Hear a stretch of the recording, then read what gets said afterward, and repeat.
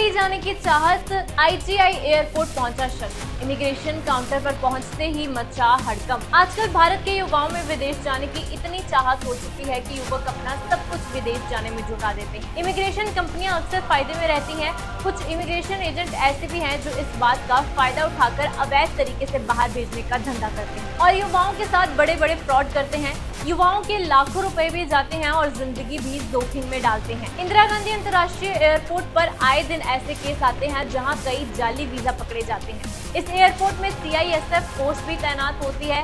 High security होने पर भी कई लोग जाली दस्तावेज और वीजा लाने की हिम्मत करते हैं, जिससे जल्दी उनका पर्दाफाश हो जाता है।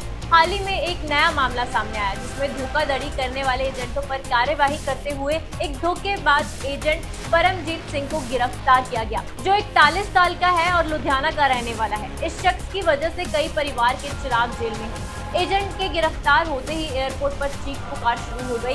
उन लोगों को शांत कराया गया जिनके इस एजेंट ने पैसे खाए थे। ये एजेंट कई गिरोहों के साथ काम करता था, विदेश जाने की चाहत रखने वालों को ट्रैप करता था, फर्जी वीजा बनाकर लाखों रुपए वसूलता था। इस एजेंट ने हाल ही में 21 साल के मंजीत नामक युवक को मोटी रकम का चूना लगाया, जाली वीजा बनवा कर दिया था। जब इटली जाने के लिए मंजीत एयरपोर्ट पहुंचा तो फोटो मैच करने पर उसके पासपोर्ट पर एक नकली सिंगापुरी वीजा और भारत, थाईलैंड और मलेशिया के नकली टिकट भी मिले। एजेंट ने 2.5 लाख रुपए लेकर पहले उसकी थाईलैंड यात्रा की व्यवस्था की, फिर मलेशिया में अवैध प्रवेश की व्यवस्था की।